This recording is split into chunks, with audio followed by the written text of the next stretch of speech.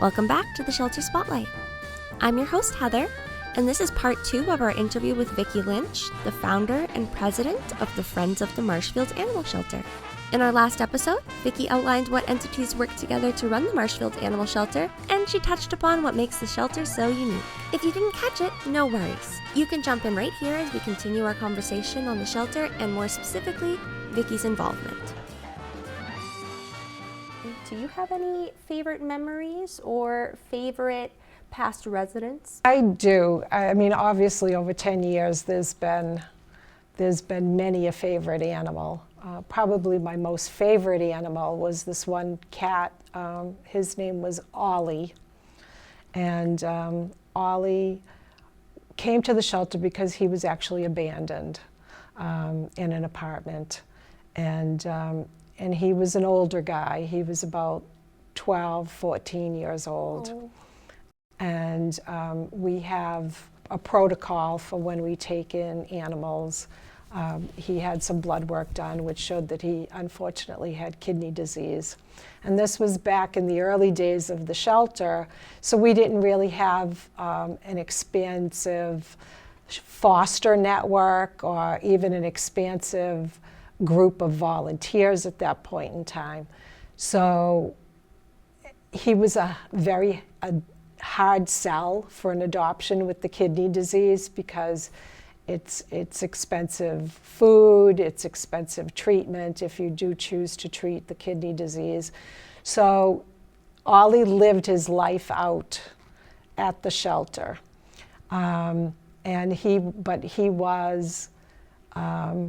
He was a very unique animal. He enjoyed strolling through. We have a room that's devoted to cats, so he'd always stroll through the cat room, and he'd pick a lap to sit on at the end, of the volunteer shifts when people were available to just socialize, and he'd pick a lap to sit on, and he'd stay there, but he'd get very territorial if any of the other cats tried to come in and horn in on his lap, So he was very special because he's the only cat that I think that we have had that has lived his life out at the shelter without being adopted.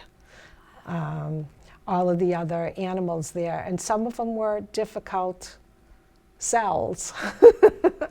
So they all got adopted, but Ollie wasn't lucky enough, so we tried to give Ollie all the extra love that we could to make his times pleasant there. But having such a vast group of volunteers, it's always there's always a great opportunity to have fun as well. We try to do a volunteer appreciation event each year. So some of my fondest memories are at those events because we do work in shifts. We don't always get to meet all the volunteers. So some of them we just correspond with over email or by telephone. So that's the one opportunity we get each year to meet everyone face to face. So, it's nice to have that camaraderie and to be in a room together where everybody has this common interest of the welfare of the animals at the shelter. It's just a great environment. And that's silly to think about because, of course, people don't always run into each other if everybody's working different days and different shifts. But it's also really funny to think that there could be people who are working there once, twice a week, and they're still not running into each other at all, and they've never met. The funnier part about that, too, is they could all be hanging out with the same cat every single time. Yeah. And that cat knows all of them. Yeah. But they don't know each other. That's right. That's Which is right. pretty funny. That's right. So what's something that you've learned during your time at the shelter that maybe you didn't know before? Okay. I've learned so much. It was kind of like complete immersion because when I started back in 2014 as a volunteer, I probably could count the number of volunteers on one hand. And I think I mentioned earlier that we now have about 60, 70 volunteers. So we had to learn as we went. And one of the more important things that I first learned at the shelter was the different protocols for the well-being of the animals, like even just like down to the type of food that you feed and the consistency required in their diet so that you don't cause a gastric upset. Like for example, a cat should have a diet of both wet and dry food. A constant dry food diet isn't healthy. It could cause urinary tract problems, and cats actually get the majority of their water intake from the wet food that they eat, not from the bowl of water that you put into their cage. So learning all those different things and protocols that help you take care of the animals well was a vast learning experience for me, because I was just, prior to volunteering at the shelter, I was just a pet owner like everybody else. You know, I might have had 5 cats at that time, but that's all it was. I was a pet owner. I wasn't thinking about things like how can you enrich a cat's day at the shelter. You know, is catnip really enrichment? Do they like wand toys and puzzles? Do they like just being able to look out the window in the cat room at the birds?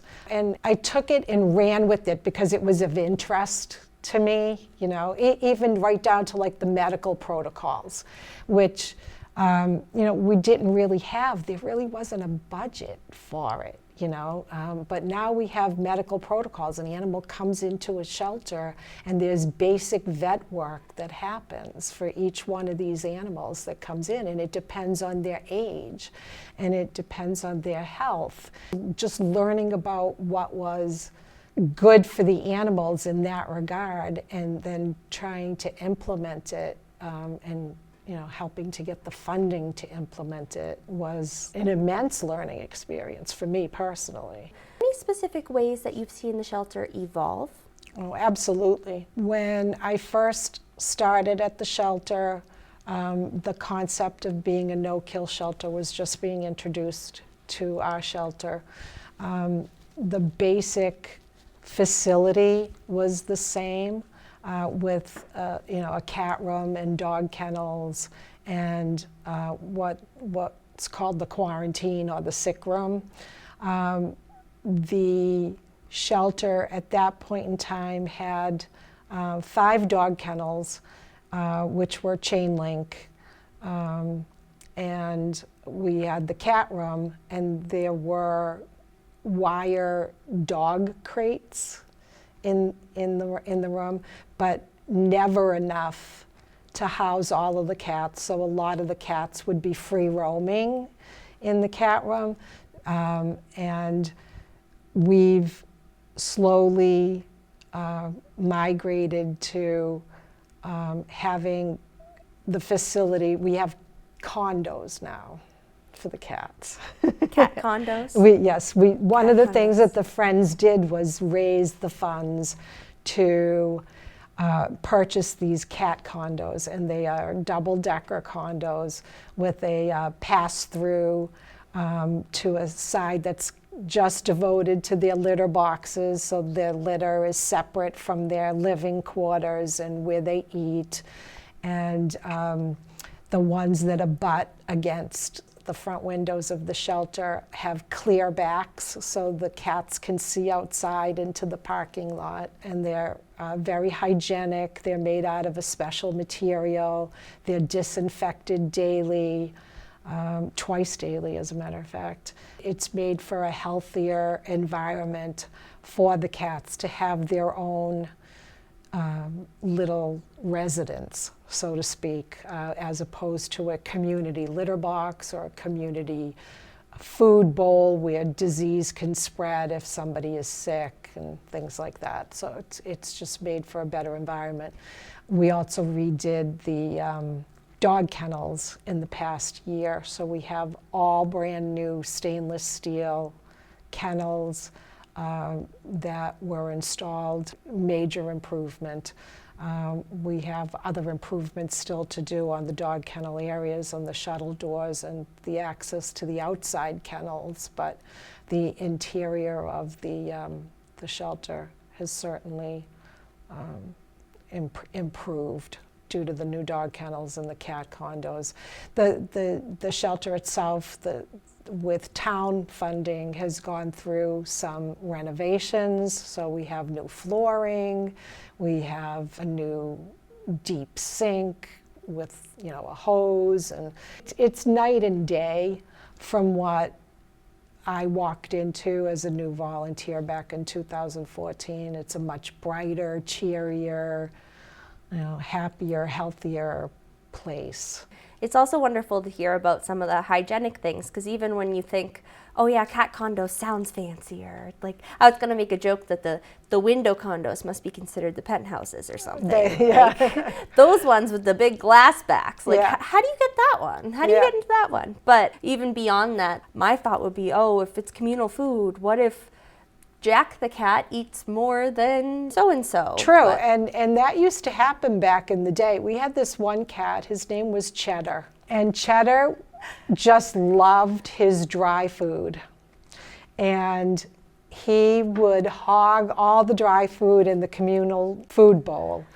And he got so round at one point that we thought he was a balloon and was going to pop.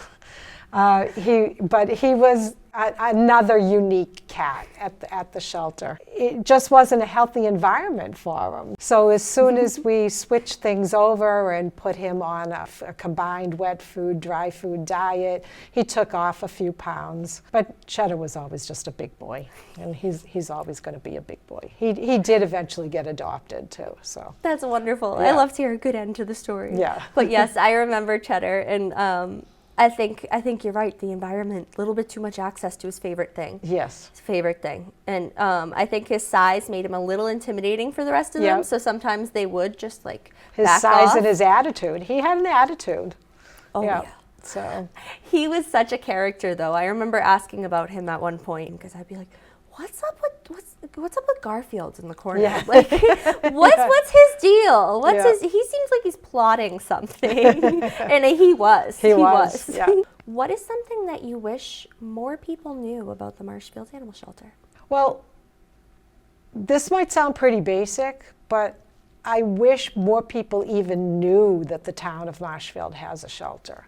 You'd be surprised how many times I've been told I never even knew that Marshfield had a shelter. And so we're trying to change that. This year in particular, the Friends of the Marshfield Animal Shelter are going to be participating in a lot more community events, just to get our name out there more so that people know that there is this resource there. You know, you see a stray cat, you can call animal control, and it's going to a safe place. It's going to a nice place where it's going to be pampered. It's not going to, you know, someplace horrific that you don't want to call animal control and help this cat, you know. And I keep on saying cats, and I seem to be very cat-centric, and the shelter really is kind of cat-centric. We get far many more cats into the shelter than dogs. People just seem to be more aware of stray dogs and calling animal control and finding the owners.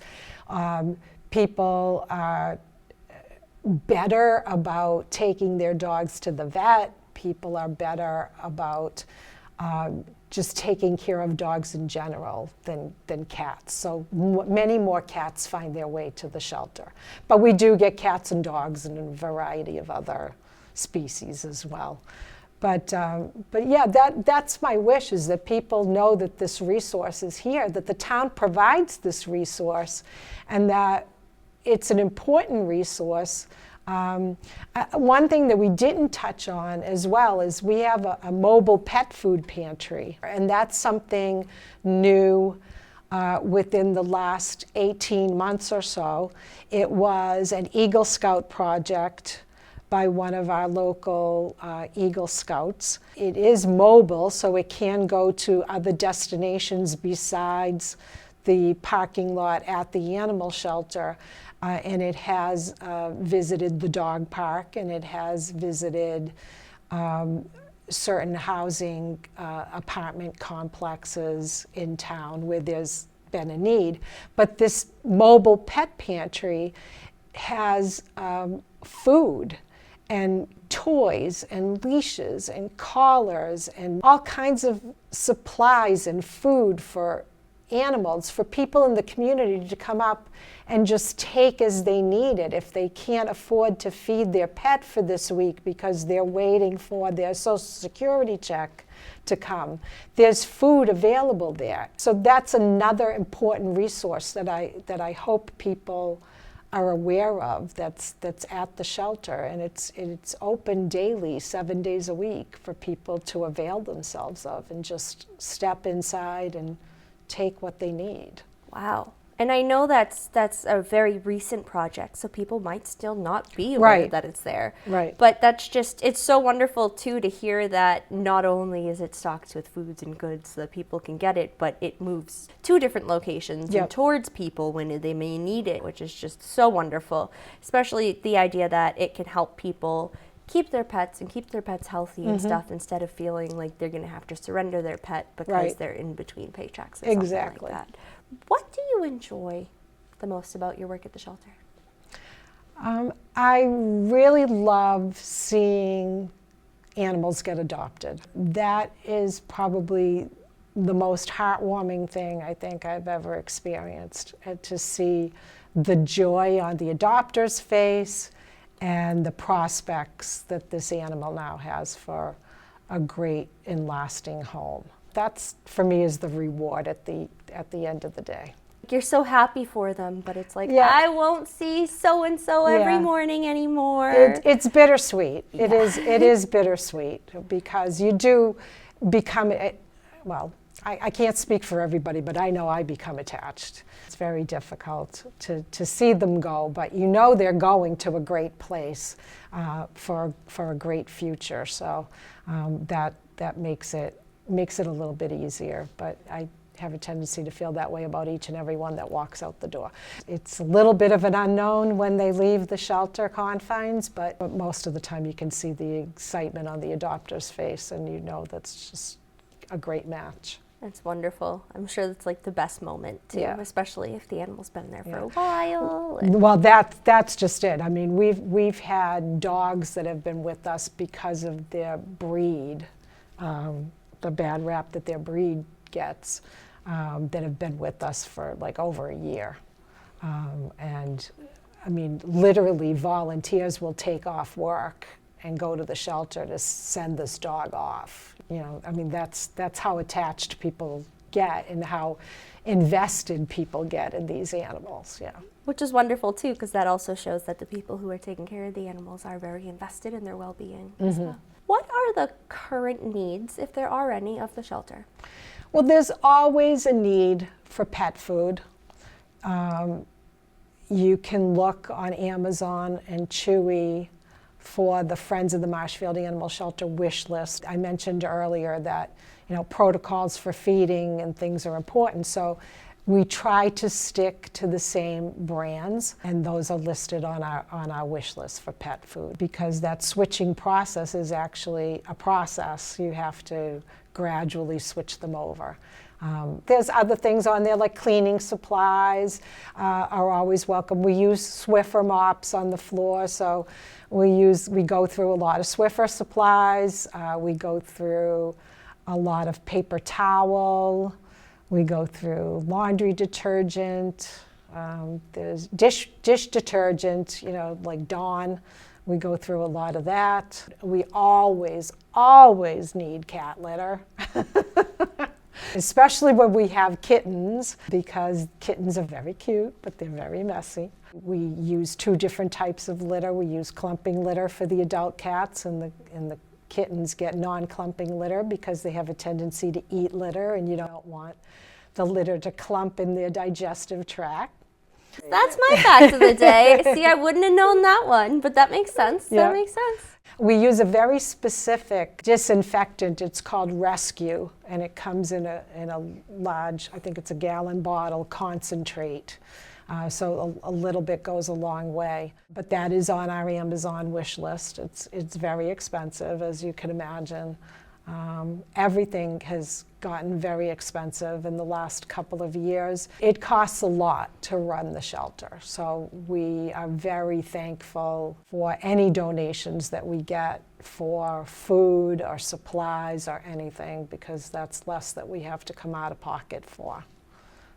And we're fortunate that we can come out of pocket for it, and we don't have to, beg, borrow, and whatever to get what we need. But we're glad to have the donations of the community. That's how the community can help. Even if you can't afford to, buy that stuff that's on our wish list, you might have stuff hanging around the house like old towels, twin blankets.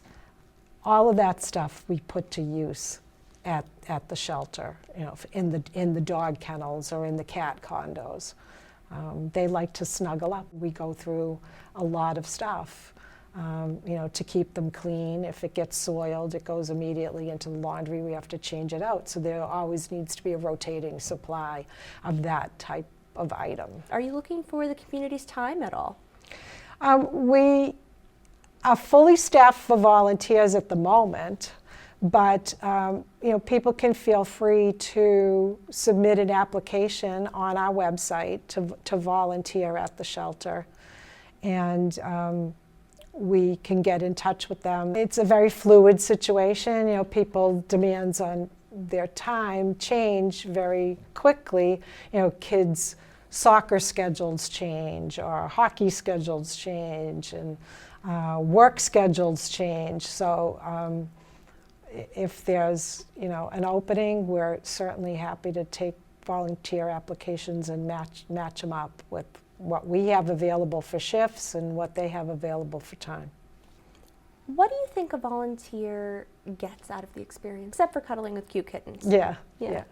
Well, that's the bonus. I think there's a lot of skills to be gained by volunteering at the shelter. You learn a lot about animal care, because animal care at the shelter is very regimented. It needs to be, for the health and safety of the animals there. But some of that, I think, is translatable to your own pets at home. So I think that's something that people can learn. I think they can also learn about kind of the big picture, that animals come into the shelter, they may have certain medical needs. It's not just an animal comes in the shelter, you put it in a cage and you post it for adoption.